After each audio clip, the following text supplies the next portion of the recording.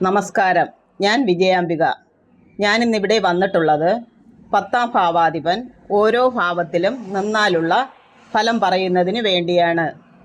10ാം ഭാവം എന്നാൽ കർമ്മസ്ഥാനമാണ്. ഒരാളുടെ തൊഴിൽ അറിയുന്നതിന് 10ാം ഭാവമാണ് നോക്കേണ്ടത്. 10ാം ഭാവം കൊണ്ട് ചിന്തിക്കേണ്ട കാര്യങ്ങൾ: പ്രതിഭ, പ്രശസ്തി, അഭിമാനം, ദയ, കാൽമുട്ട്, തുട, നട്ടെല്ല്, പൃഥുഭക്തി, മഴ, വരൾച്ച, ആകാശം, വിദേശവാസം, വ്യാപാരം, കൃഷി, കളികൾ, ദത്തുപുത്രൻ, പിതാവിൻ്റെ ദുഃഖം, ചികിത്സാരംഗത്തുള്ള നേട്ടം എന്നിവയാണ്. ഇതാണ് ഓരോ രാശിയുടെയും അധിപന്മാർ. വ്യാഴത്തിന് 2 വീടുകളുണ്ട്, ധനുവും മീനവും. ശനിക്കും 2 വീടുകളുണ്ട്, മകരവും കുംഭവും. ചൊവ്വയ്ക്ക് 2 വീടുകളുണ്ട്, മേടവും വൃശ്ചികവും. ശുക്രനും 2 വീടുകളുണ്ട്, ഇടവവും തുലാമും. ബുധനും 2 വീടുകളുണ്ട്, മിഥുനവും കന്നിയും. ചന്ദ്രന് 1 വീട്, കർക്കിടകം. സൂര്യന് 1 വീട്, ചിങ്ങം. ഇവിടെ നിൽക്കുന്നവരെ ഓരോ രാശിയുടെയും അധിപന്മാർ എന്നാണ് ജ്യോതിഷത്തിൽ പറയുന്നത്. ആദ്യമായി നമുക്ക് ലഗ്നം ഇവിടെ ഇടാം. അപ്പോൾ 10ാം ഭാവാധിപൻ വ്യാഴം. ആദ്യമായി 10ാം ഭാവാധിപൻ ലഗ്നത്തിൽ നിന്നാലുള്ള ഫലം പറയാം. 10ാം ഭാവാധിപൻ ലഗ്നത്തിൽ നിൽക്കുന്ന ജാതകന് കവിതാവാസനയോ സാഹിത്യവാസനയോ ഉള്ളവനായും കർമ്മപുഷ്ടിയും ധനപുഷ്ടിയും ഉള്ളവനായും ഭവിക്കും. ചെറുപ്പത്തിൽ ക്ലേശങ്ങൾ അനുഭവിക്കുകയും പിന്നീട് വളരെ സുഖിമാനും കീർത്തിമാനും സന്തുഷ്ടനുമായി കഴിയുന്നതാണ്. ലഗ്നത്തിൽ വ്യാഴം നിൽക്കുന്നതിനാൽ ജാതകൻ ദീർഘായുസ്, ശരീരകാന്തിയും ഉണ്ടാകും. ജനനം അന്തസ്സുള്ള കുടുംബത്തിലായിരിക്കും. ലഗ്നം വ്യാഴത്തിൻ്റെ ഉച്ചക്ഷേത്രമോ ബന്ധുക്ഷേത്രമോ സ്വക്ഷേത്രമോ ആയിരുന്നാൽ ജാതകൻ ആരോഗ്യവാനും സുന്ദരനും കീർത്തിമാനും ആയിരിക്കും. ധാരാളം ധനമുണ്ടാകും. വേദം, ശാസ്ത്രം, സാഹിത്യം ഇവയിൽ അസാമാന്യ കഴിവും ഉണ്ടായിരിക്കുന്നതാണ്. അടുത്തതായി 10ാം ഭാവാധിപൻ 2ാം ഭാവത്തിൽ നിന്നാലോ? 10ാം ഭാവാധിപൻ 2ാം ഭാവത്തിൽ നിൽക്കുന്ന ജാതകൻ സൽഗുണശീലനും ധനവാനും വാഗ്മീകിയായും, വാഗ്മീകി എന്നാൽ കൂടുതൽ സംസാരിക്കുന്നവൻ എന്ന്, വിദ്വാനായും ഭവിക്കും. 2ാം ഭാവത്തിൽ വ്യാഴം നിൽക്കുന്നതിനാൽ ജാതകന് ഐശ്വര്യമുള്ള കുടുംബം ഉണ്ടായിരിക്കും. ഭോജനസുഖം വേണ്ടുവോളം കാണും. രുചി അറിഞ്ഞ് ഭക്ഷിക്കുന്നവനായിരിക്കും. ശുക്ലം അല്പാൽപമായി കുറഞ്ഞ് ലൈംഗിക താല്പര്യം ഇല്ലാതാകുന്നതാണ്.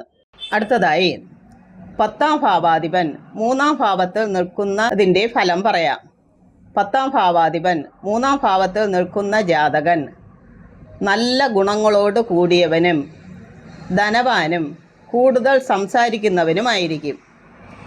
3ാം ഭാവത്തിൽ വ്യാഴം നിൽക്കുന്നതിനാൽ ജാതകന് സഹോദരങ്ങൾ കൂടുതൽ കാണും. ധൈര്യവും കാര്യശേഷിയും നിന്ദാശീലവും ഉണ്ടായിരിക്കും. അടുത്തതായി 10ാം ഭാവാധിപൻ 4ാം ഭാവത്തിൽ നിന്നാലോ? 10ാം ഭാവാധിപൻ 4ാം ഭാവത്തിൽ നിൽക്കുന്ന ജാതകൻ സർവ്വവിധത്തിലുള്ള സുഖവും ധനവും ഐശ്വര്യവും സിദ്ധിക്കുന്നതാണ്. 4ാം ഭാവത്തിൽ വ്യാഴം നിൽക്കുന്നതിനാൽ ജാതകന് വാഹനഭാഗ്യവും ഗ്രഹഭാഗ്യവും ധനവർദ്ധനവും ഈശ്വരഭക്തിയും ഉണ്ടായിരിക്കുന്നതാണ്. കൂടാതെ ഗുണങ്ങൾക്ക് നാശം വരുമോ എന്ന പേടിയും എപ്പോഴും ഉണ്ടായിക്കൊണ്ടിരിക്കും. അടുത്തതായി 10ാം ഭാവാധിപൻ 5ാം ഭാവത്തിൽ നിന്നാലോ? 10ാം ഭാവാധിപൻ 5ാം ഭാവത്തിൽ നിൽക്കുന്ന ജാതകൻ ധനസമൃദ്ധിയും സന്താന സൗഖ്യവും ഉന്നത സ്ഥാനങ്ങളും പദവികളും സിദ്ധിക്കുന്നതാണ്. 5ാം ഭാവത്തിൽ വ്യാഴം നിൽക്കുന്നതിനാൽ ജാതകന് പുത്രസൗഖ്യം ഉണ്ടാകും. 5ാം ഭാവത്തിൽ നിൽക്കുന്ന വ്യാഴം 4ാം ഭാവാധിപൻ കൂടിയായിരുന്നാൽ ജാതകൻ മഹാഭാഗ്യവാനും ധനവാനുമായിരിക്കും. വ്യാഴം ബലവാനായ ചന്ദ്രനോട് ചേർന്ന് 5-ാം ഭാവത്ത് നിന്നാൽ നിധിഭാഗ്യം ഉണ്ടാകും. ഏതെങ്കിലും ഒരു ദേവതയെ പ്രത്യേകിച്ച് ഉപാസന ചെയ്യുന്ന ആളായിരിക്കും. അടുത്തതായി 10-ാം ഭാവാധിപൻ 6-ാം ഭാവത്ത് നിന്നാലോ? 10-ാം ഭാവാധിപൻ 6-ാം ഭാവത്ത് നിൽക്കുന്ന ജാതകൻ സുഖം കുറഞ്ഞിരിക്കും. ശത്രുക്കൾ മൂലം കർമ്മവിഘ്നം ഉണ്ടാകുന്നതാണ്. എന്നാലും ധനം ലഭിച്ചുകൊണ്ടിരിക്കും. 6-ാം ഭാവത്തിൽ വ്യാഴം നിൽക്കുന്ന ജാതകൻ രോഗിയായ അമ്മയോടുകൂടി ജീവിക്കുന്നവനായിരിക്കും. തനിക്ക് തന്നെ ശരീരബലം കുറഞ്ഞ് രോഗം പിടിപെടുന്നതാണ്. ശത്രുക്കൾ ഇല്ലാത്തവനായിരിക്കും. ഭാര്യ സുഖം ലഭിക്കാത്തവനായും ആഭിചാര പ്രവൃത്തികൾ ചെയ്യുന്നവനായും ഭവിക്കും. അടുത്തതായി 10-ാം ഭാവാധിപൻ 7-ാം ഭാവത്ത് നിന്നാലുള്ള ഫലം പറയാം. 10-ാം ഭാവാധിപൻ 7-ാം ഭാവത്ത് നിൽക്കുന്ന ജാതകൻ സൽഗുണശീലനായും ധനവാനായും കൂടുതൽ സംസാരിച്ച് തൊഴിൽ ചെയ്യുന്നവനായും ഭവിക്കും. വിദ്വാനായും ഭവിക്കും. 7-ാം ഭാവത്തിൽ വ്യാഴം നിൽക്കുന്നതിനാൽ ജാതകന് സുന്ദരിയും പതിവ്രതയുമായ ഭാര്യ ഉണ്ടായിരിക്കും. ജാതകന് ഒരു ഭാര്യ മാത്രമേ ഉണ്ടാകുകയുള്ളൂ. 7 നിൽക്കുന്ന വ്യാഴം 5-9 ഭാവാധിപൻ കൂടിയാണെങ്കിൽ ഭാര്യയുടെ കുടുംബം വഴി കൂടുതൽ ധനം ലഭിക്കുന്നതാണ്. അടുത്തതായി 10-ാം ഭാവാധിപൻ 8-ാം ഭാവത്ത് നിന്നാലോ?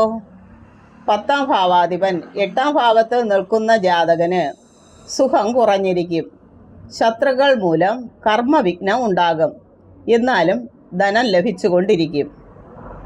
8-ാം ഭാവത്തിൽ വ്യാഴം നിൽക്കുന്നതിനാൽ ജാതകൻ കീർത്തിയുള്ള കുടുംബത്തിൽ ജനിച്ച ആളായിരിക്കും. 60 വയസ്സിനുമേൽ ജീവിച്ചിരിക്കും. ഇവരുടെ സന്താനങ്ങൾ വലിയ നിലയിൽ എത്തുകയില്ല. ജാതകൻ സേവാപ്രവൃത്തി കൊണ്ട് കാലം കഴിയും. അടുത്തതായി 10-ാം ഭാവാധിപൻ 9-ാം ഭാവത്ത് നിന്നാലോ? 10-ാം ഭാവാധിപൻ 9-ാം ഭാവത്തിൽ നിൽക്കുന്ന ജാതകൻ തൻ്റെ പ്രവൃത്തി കൊണ്ട് പലവിധ ഭാഗ്യങ്ങൾ അനുഭവപ്പെടും. ജീവിതത്തിൽ ഒരു നല്ല സ്ഥാനം ലഭിക്കുന്നതാണ്. 9-ാം ഭാവത്തിൽ വ്യാഴം നിൽക്കുന്നതിനാൽ ജാതകൻ്റെ പിതാവിന് ദീർഘായുസ്സും ജാതകൻ വഴി ഭാഗ്യവും ഐശ്വര്യവും ലഭിക്കും.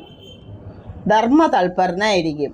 കീർത്തിയും സൽപുത്രന്മാരും ഉണ്ടാകും. 9-ൽ നിൽക്കുന്ന വ്യാഴം കേന്ദ്രാധിപത്യമുണ്ടെങ്കിൽ ജാതകൻ അതിഭാഗ്യവാനും കൂടുതൽ സന്താന സൗഖ്യം ഉള്ളവനുമായിരിക്കും. അടുത്തതായി 10-ാം ഭാവാധിപൻ 10-ൽ തന്നെ നിന്നാലോ? 10-ാം ഭാവാധിപൻ 10-ൽ നിൽക്കുന്ന ജാതകൻ അറിവും കീർത്തിയും ധനവും സൽഗുണവും സൽ സ്വഭാവവും ഉള്ളവനായിരിക്കും. കലാപ്രേമിയുമായിരിക്കും. 10-ാം ഭാവത്തിൽ വ്യാഴം നിൽക്കുന്നതിനാൽ ജാതകൻ പൊതുവെ കീർത്തിയും ഐശ്വര്യവുമുള്ള ദീർഘജീവിതത്തെയാണ് സൂചിപ്പിക്കുന്നത്. ന്യായമായി സമ്പാദിച്ച ധനവും ബഹുമതികളും ഉണ്ടാകും. അടുത്തതായി 10-ാം ഭാവാധിപൻ 11-ാം ഭാവത്തിൽ നിന്നാലോ? 10-ാം ഭാവാധിപൻ 11-ാം ഭാവത്തിൽ നിൽക്കുന്ന ജാതകൻ ധനവർദ്ധനവും സന്താന സൗഖ്യവും ഉന്നത സ്ഥാനങ്ങളും പദവികളും സിദ്ധിക്കും. 11-ാം ഭാവത്തിൽ വ്യാഴം നിൽക്കുന്നതിനാൽ ജാതകന് വളരെ ധനവും വാഹനങ്ങളും അല്പപുത്രന്മാരും ദീർഘായുസ്സും ഉണ്ടായിരിക്കും. കുടുംബത്തിൽ പ്രധാനിയുമായിരിക്കും.